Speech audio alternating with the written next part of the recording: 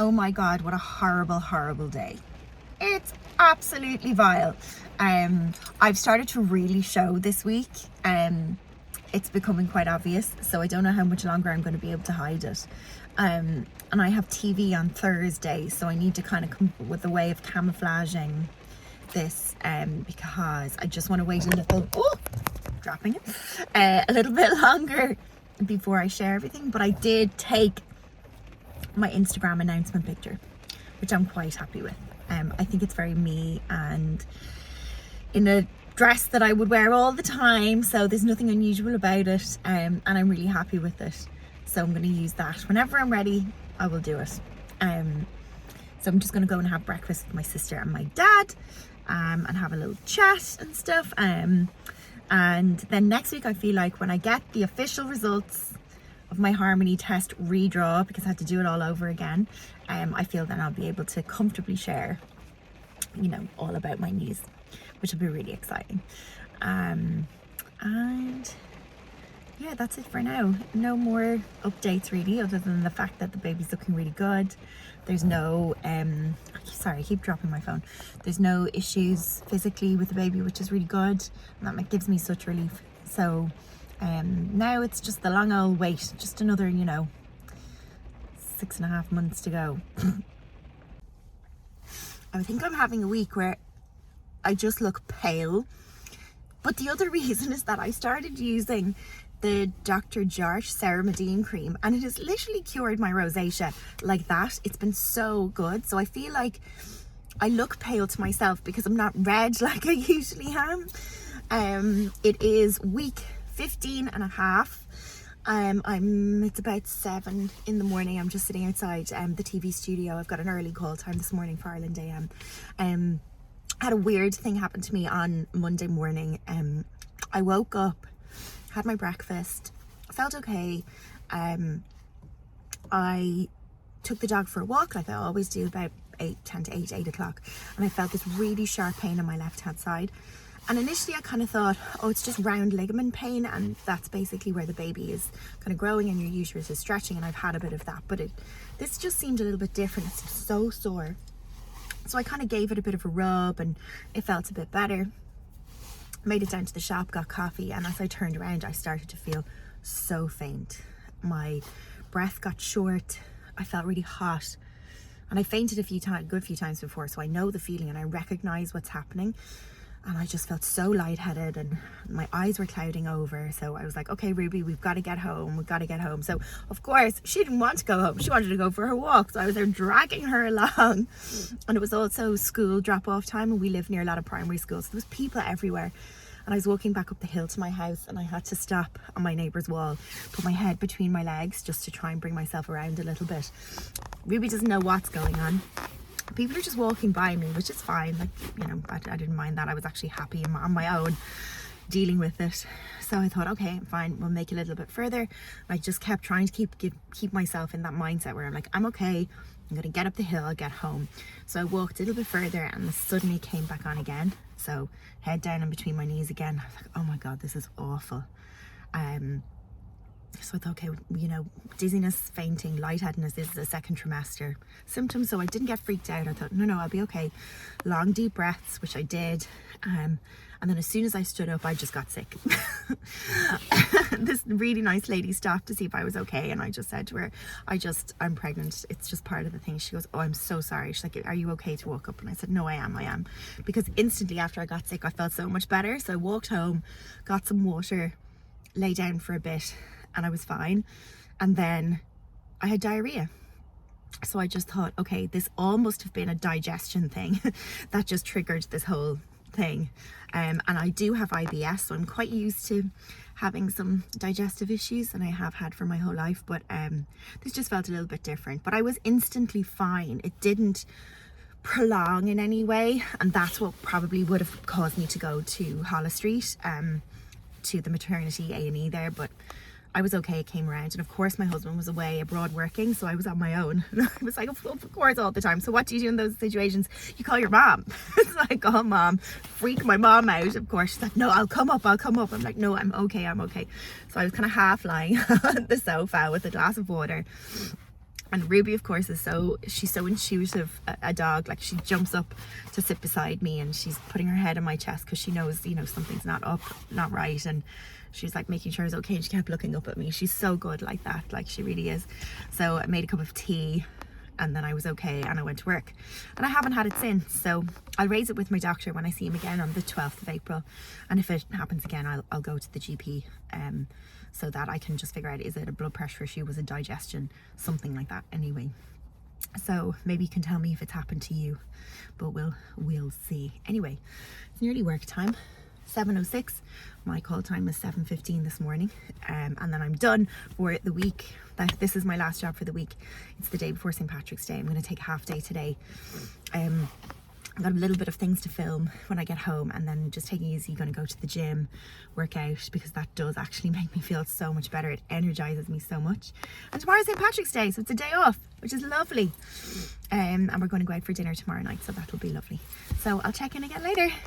Hello, it is Monday. It is week 17 and a bit. I'll be 18 weeks at the weekend, so the time's kind of flying. I'm nearly halfway.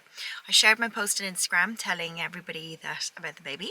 I was really overwhelmed by the response I got from people. Such lovely comments. I got hundreds and hundreds of messages, which was just incredibly nice and very unexpected as well, so that was really lovely.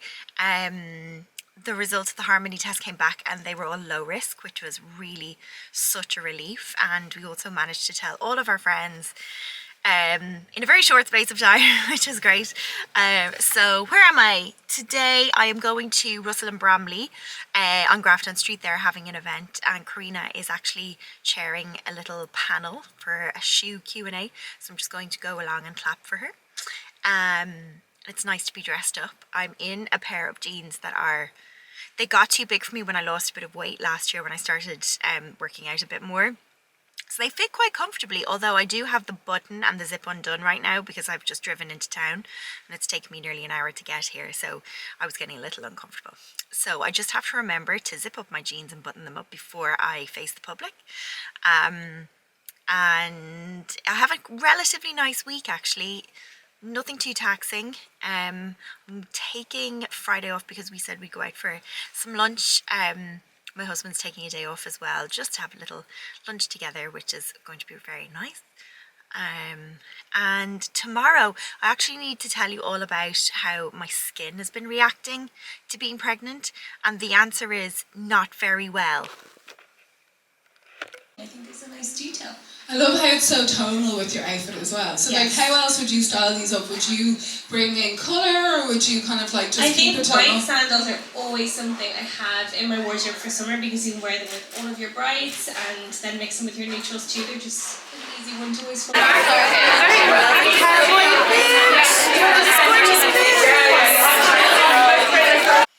I just got a beautiful delivery from my lovely friends at Penny's. Look at the cuteness of this little duck, and there's little towel and little toys. There's a little changing light, which I think I'll just put in my office for now because I think it's super cute. Some sheet masks, muslins, of which I think I'm going to need about 150, so this is a great start. Oh, and little towels, like, isn't this just so cute? Now I could definitely use with all of the masks right now to combat my insomnia. What's this one? This is like a little, oh, they're so cute, just little towels. Aren't they just so cute? I'm kind of obsessed with the duck. I mean, how cute is the duck? This is just the loveliest gift. Oh, one more thing. What's this? Scented candle. I am just such a sucker for lovely smelling candles. I think there's a little, oh, look at this. Look at this little thing. I've seen all of these and I just haven't bought any yet. So what a lovely little treat. Oh, this is just the cutest. I better keep this away from Miss Ruby, who is sitting here having her bone and is very curious as to what's in the box. So if she gets any kind of notion about this duck, we better... So one of the things I have had problems with pretty much my whole entire life actually has been my skin. It's not been very consistent, and it's quite turbulent. And I went through a huge amount of time with it being so well behaved, and I'd get the odd spot but not really much else, and that was thanks to a lot of expertise I had, especially from Renew. They were just amazing and really got my skin to a point where it didn't change that much. However, since becoming pregnant, and especially in my second trimester, my skin is just breaking out an awful lot. Now, I would have a lot of rosacea anyway, and I always have, so my skin is quite sensitive. But aside from the redness, which, you know, I can cover up and I can deal with, I break out in these teeny tiny little red spots, and they clear up sometimes and then they come back, and I think I'm doing really well, and then suddenly they just appear again. And I've stripped back my skincare to really focus on well, not having an active ingredient because I can't anyway, but just to have some just really good skincare that's very simple. So I've been using a lot of ceramides. I've been using CeraVe, which I love as a brand. I've been using Naturium, which is an incredible skincare brand as well. I've been using their purple ginseng cleanser, which is really moisturizing and it's lovely. And then I've been using Dr. Jart Ceramidine, that range, because I feel like it's repairing my skin an awful lot, and it does feel lovely and hydrated. Oh, and also I use an SPF every morning from Image Skincare. It just won't clear up even a little bit. Hormones are just taking their toll. So I'm going to show you. I have no makeup on, and you must think, oh my gosh, this girl never dresses up. But I dress up a lot for work, and I have to have my makeup done a lot for work. So just having days where I can just take that all off and be a little bit more relaxed are actually quite nice. So I'm going to show you the close-up so you can see here. I've just all of these little small red spots that are very, very bumpy. I've got quite a few on my forehead as well. This side is usually the worst side. It's not as bad today as maybe this one. This one is usually quite clear. So most of the targeted areas I'm getting, these spots tend to be along just kind of this section of my forehead, even down here, and down the side of my cheek, and occasionally coming right down into my neck, just kind of to about there. And I'm keeping my skin so clean and hydrated, trying to repair the skin barrier if that's what's causing it, but nothing is really clearing it up. And when I was younger, I used to get so down about my skin. And I wouldn't have had that many spots, but it was just something that kept recurring, especially on my chin, going through all of those hormonal changes when you're younger. And I feel like I feel the same as I did then at the moment, because I feel really good, and I feel like pregnancy is suiting me, and I feel great about myself, but I do really just wish my skin would clear up. I have gone into Dr. Google to see what it might be, and there's all sorts of things, you know, that you can get as a result of all the hormones going on in your body. But I had thought by the second trimester, things like that would have calmed down. You're supposed to be glowing and all this kind of thing. And I do glow, but that's because I use like a highlighting kind of foundation and highlighter on my skin to make sure I have even, you know, a make do kind of glow. But I think I'm going to have to go and get some advice on my skin just to see what is irritating it, if something is irritating it. And how can I just keep it a little bit more calm, especially over the next few months. Because all of the active ingredients I used to use, like retinol, they're all completely out. You cannot use those, you know, when you're pregnant. Or so everything I've read, every bit of literature I've read on it says so. So I'm just sticking to that. So even by simplifying my skincare routine, it hasn't really stabilized my skin in any way. So I'm hoping that I'll get some good advice and see if there is something I can use, or am I using an ingredient that's irritating this an awful lot more, and see if there's anything I can change. So we'll do kind of skin checks every so often and see how I'm getting on. Okay, Monday afternoon, I went to Renew and I got some great advice on my skin. So it turns out I have some pretty bad rosacea. Now I've had rosacea pretty much on and off for the last 10 years. But obviously the hormones going through my body have now exacerbated that, and I need to get it calmed down and get it back to kind of a stable level. So I have a bag of products that Dr. Susanna, who works in Renew, recommended to me. So first of all, I've got on prescription, I've got an antibiotic cream to use for a week, which is Fusidin. It's a pretty well-known antibiotic cream. I'm going to use that for a week just to calm down all the inflammation that's in my skin and any yucky bits. So I have to use that. Then I am going to alternate the CeraVe Hydrating Cleanser with this, which is Image Skincare's Medic. It's really, really good. It's something I've always had at home, but for some reason I've run out of it because I do quite like it, and that's all about balancing my skin. So I'm going to alternate those two cleansers, and that was $32.50 I think I paid for that. Then a couple of times a day, just to help soothe and calm my skin, I'm going to use the very reliable Aven Eau Thermal spray water. If you've ever used this, you'll know it's very refreshing. The only time I can recall using it consistently was when I've been on holidays and been quite warm, as like a cooling mechanism. But the idea is this will keep my skin hydrated throughout the day, but also nice and calm, because it's lots of spring water properties, so lots of goodness going back to my skin. And I can spray this on a couple of times a day. Then as part of my skincare routine, I've got two more things that I got.